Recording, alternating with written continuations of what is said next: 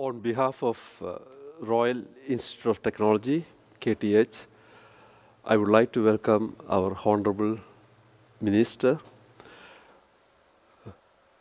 Mr. Kapil Sibal, as well as our Honorable Ambassador, Ashok Sanjanhar, to this historic building. Today, you will see some presentation. Then after that, there will be some demonstrations. And first, I will give a short introduction to KTH. My name is Rajiv Thottapallil, professor in electric power engineering. And I am also responsible for expanding the relationship of KTH with the Indian universities and research institutes. KTH is one of the oldest universities in Scandinavia. It was established in 1827.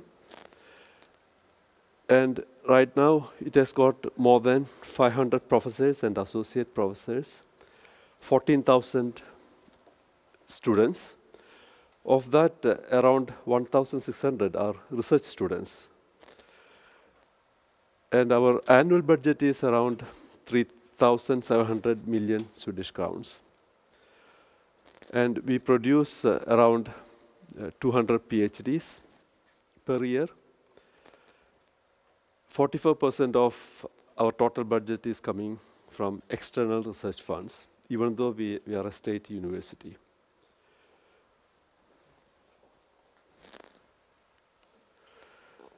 KTH is a research-intensive university. You can see that 1/3 of the funding is for basic education, that is at the bachelor's level. And here, master's level is also called undergraduate education. And research and postgraduate, here it means that PhD level education is another 2/3. So it's a highly research-intensive university.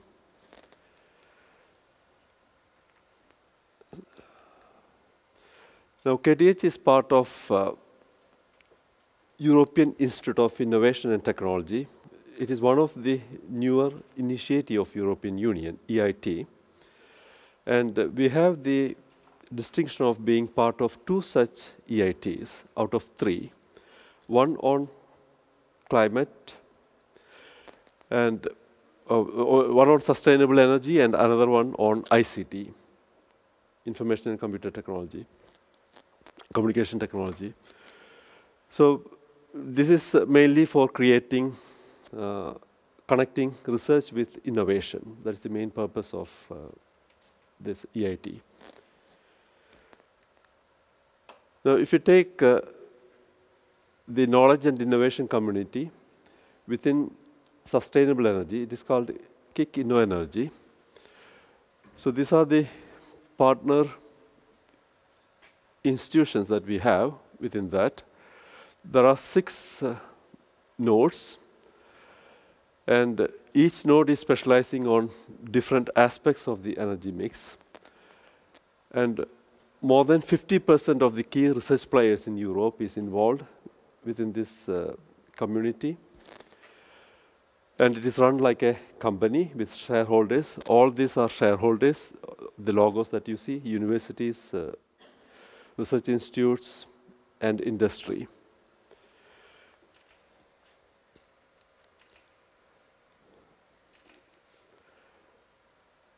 Now, the 6 nodes within InnoEnergy, they deal with on different topic.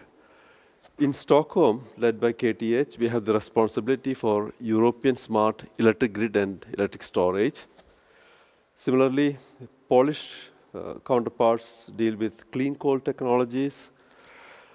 In Germany, energy from chemical fuels, like that, it covers the complete energy mix. So, and we are working together. We have PhD school covering all these 6 different nodes on various topics like that. So students will be moving around. So basically, this will be a new force within Europe in technological and scientific research. The other EIT that we have is KIC ICT Labs. and that is more connected with information society, and basic structure is similar. There are 5 nodes: Stockholm, Helsinki, Berlin, Paris, and Eindhoven, and each nodes deal with different aspect of it. Now, I would also like to take this opportunity to mention that the Honorable Minister, during your last visit, Sweden and India signed a memorandum of understanding. At that time, you were Cabinet Minister for Science and Technology, and now you are Cabinet Minister for Human Resource and Development, as well as IT Minister.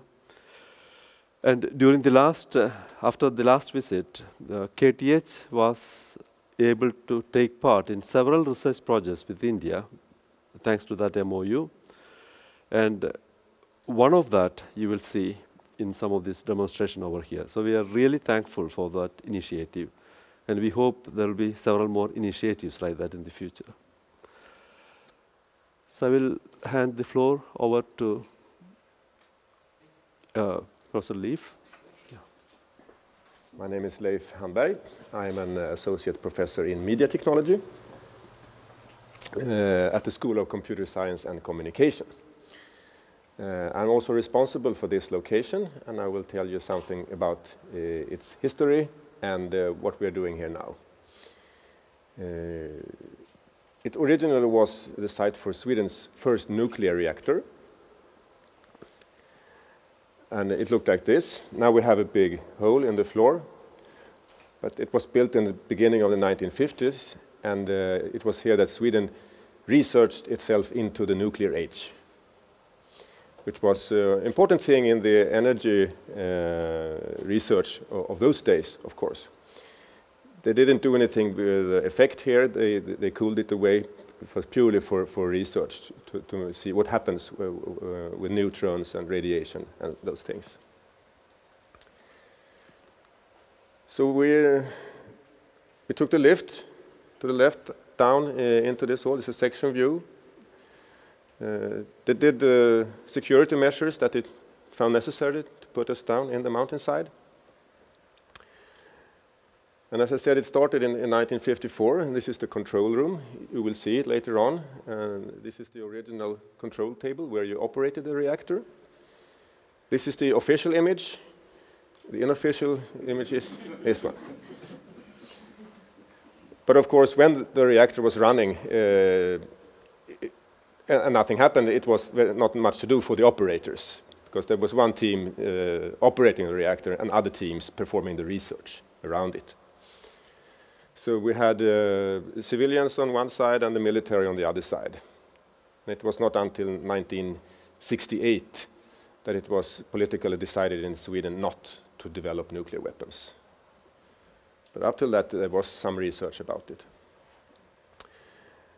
The reactor was quite small regarding effect, and it was quite weak as a radiation source or neutron source.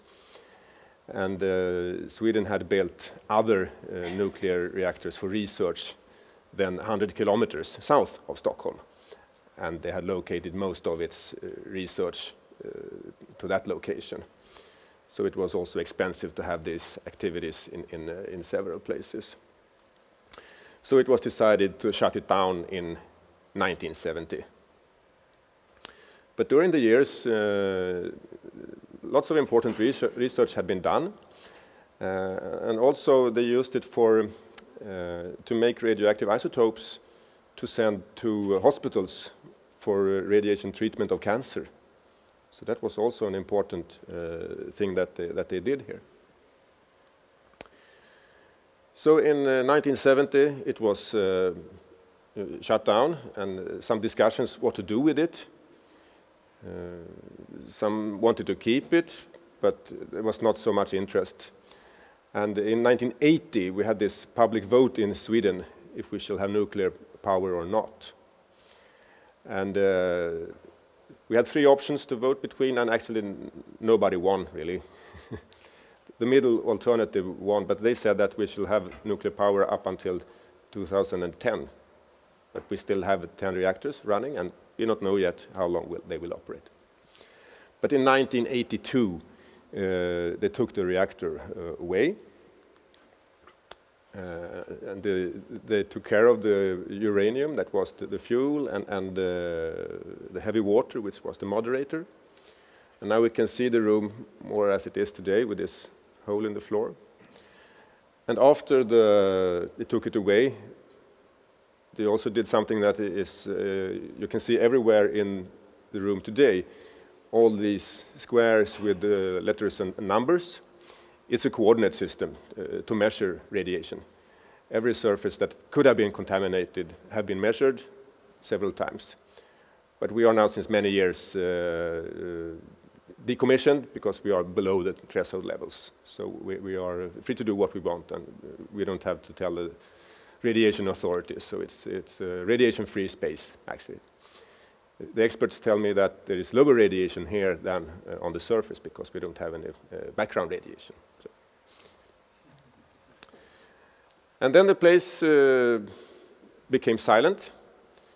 It happened that students from KTH, they went down here without permission and had parties. Not that I know of any such party, but and it stood empty up until 1998, when we came in from the Department of Media Technology, because we wanted to establish a kind of experimental performance space where you could do things. We had seen how the media technology developed, and internet and communication with audio and video and other things just exploded. And we also saw that this took more and more part in artistic expressions, in the music, theater, film, and whatever. And we also have some artistic schools, university colleges here in Stockholm for drama, dance, circus, opera, and so on.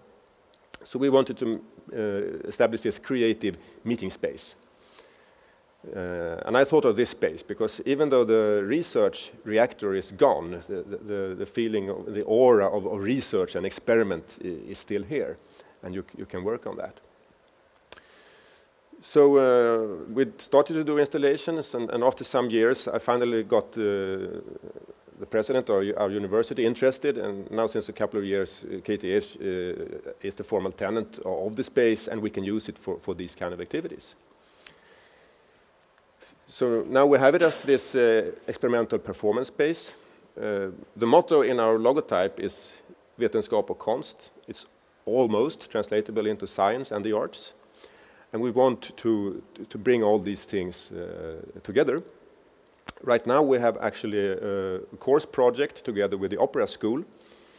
You see some parts of it here. I will, a little later, I will make a short demo of the MIDI harp that is standing next to us, where we explore how technology can be not a support, but a part of the artistic expression, actually. But today we also have it as a laboratory for other things with Professor Peter Hendel. So we will also see what we're doing here now with the positioning system that we have installed recently. So, and I will be around also, so if you have more questions later, feel free to ask me. Thank you very much.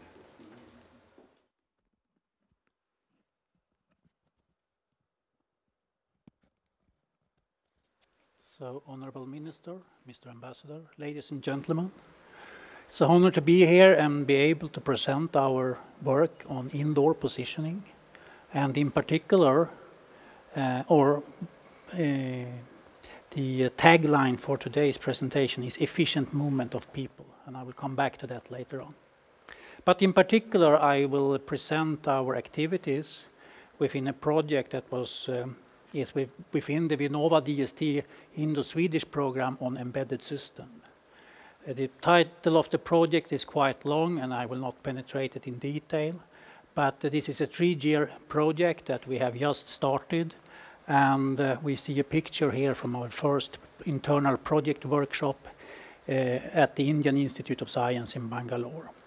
We also have a special stand here in the control room where we have some more details about the project, and also a direct link with our Indian principal investigator, Professor Hari.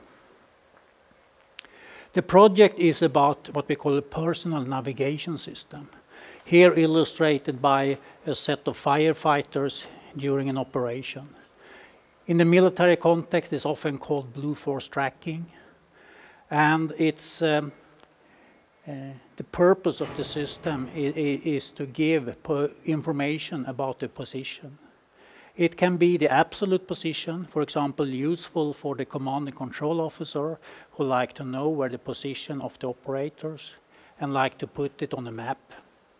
Or it can be the relative position within a group of operators. They like to know if the colleagues are to the left, to the right, behind, and so on. This has been identified as a needed tool for increasing the safety in different kind of professional rescue operations and similar operations.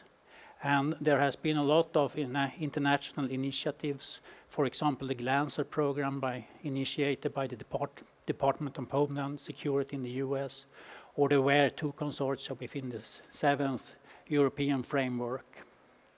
And also, of course, there's a lot of military activities in this kind of area. To try to summarize the technical specifications, we need typically an accuracy in the range of a couple of meters, 1 to 3 meters. It is a system that should be worked from high floors down to possibly many levels underground. And it's a system where in this case, the firefighters, they have to bring their own equipment.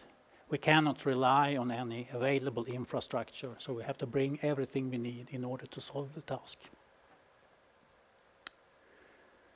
The main challenges, first of all, the first main challenge is to get accurate position. Not only the position, but also orientation, maybe the direction and velocity of the object. And we cannot rely on for example, on the satellite navigation system. So we can conclude that GPS or other satellite navigation system, they are not enough. The second challenge is the wireless communication. We need to have a robust wireless communication, and we cannot rely on the available infrastructure like the mobile networks. The approach taken is sometimes called robust multi-sensor positioning, where as I said, we bring all our equipment, we bring the sensors. We typically put the sensors on in this case, the firefighter, GPS antenna on the helmet, maybe a camera on the shoulder, some measurement units on the back, and maybe some inertial measurement unit measuring acceleration and rotations on the boot. What also is considered in this kind of problem is that we, of course, in order to increase the performance, we should use the position information in order to improve the wireless communication, and we should use the wireless communication signals in order to improve the performance of the positioning. This is an example. We have on the left-hand side inertial navigation sensor measuring the acceleration and rotations, and then using classical mechanics we can calculate the position. And on the right-hand side, we have a system with a radio ranging equipment, and we can see this equipment on display later on. If we use them standalone, we have on the left-hand side, we see the effect of using a radio positioning system. The red lines are the ground truth or the trajectory of the object, and the blue lines are our obtained position estimates. On the right-hand side, we see the same results with using the inertial measurement system. And if we do combine them in a wise manner, we can get an improved performance. Our approach to attack the problem is we approach it on all fronts. We have a solid research program in basic research where we try to solve the fundamental questions, and we present the results in the scientific journals and conferences. We also build the prototype systems, here illustrated by our radio ranging system and the sensor mounted on a boot. And doing these prototypes, we get some feedback to the basic research program, so we are able not only to solve the interesting problem, but also the relevant problems. Of course, we also like to combine all the modules or the different, I sometimes call them intelligent sensors, into a full system. And if we have a full system, we also need a place or site for the evaluation of a full indoor positioning system. And that's the reason why we are here today, because I think this is a fantastic site for these kinds of experiments. And the reason there are many reasons for that. First of all, it's a full scale size, and it's three-dimensional. Not only the horizontal position is of importance, but also importance is the vertical position. And here we are actually having 4 stories of office space that we can use for that kind of experiment. Since we are 20 meters below the ground, there will be no interference from the wireless networks or other radiation sources. Also, that is maybe more important, since this is an isolated area, we can use it or we can create our own radio frequency surroundings. We can simulate that we are doing positioning in, for example, a burning industry or something like that. Another important feature is that even though we are underground, we have a direct indoor-outdoor access via escape staircase. So we can also test systems that when we like to test the transition from outdoor coverage to indoor coverage.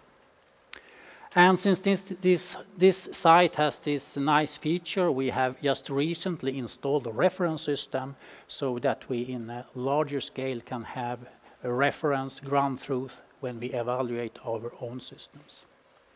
We also think it's a very good site for attracting the end user. It's easy to get there in the downtown Stockholm.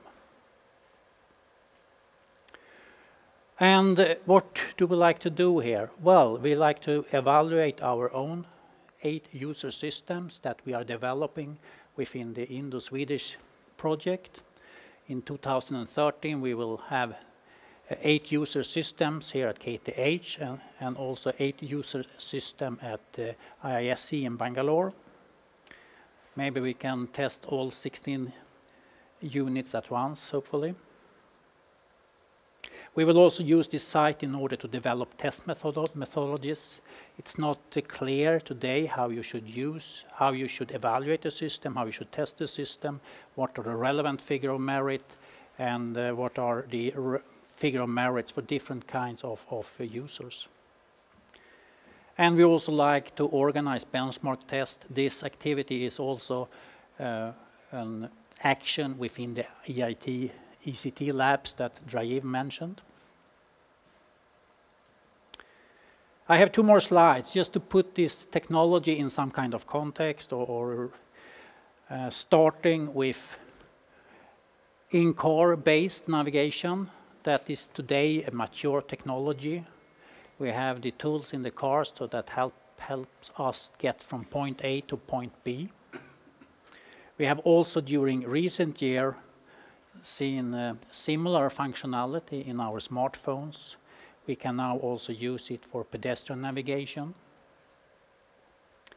If we see to the underlying technology, the in-car based systems are typically multi-sensor based, so we are not only relying on the GPS, but also using additional sensors in order to improve the performance, such as accelerometers, the information about the speed of the car, map information, and so on. The smartphones, they are, on the other hand, connected to the surroundings, so they use assistance from the mobile networks, so they use something called assisted GPS. We are now, in the future, we like to see these professional systems as an embedded system. I can imagine it will be a similar size as a modern mobile phone, but we have a more stringent requirements on the performance. Another clear trend is to use these kind of sensor systems for improving traffic flow, not only for take you from point A to point B, but also take you from point A to point B with your car in an intelligent manner.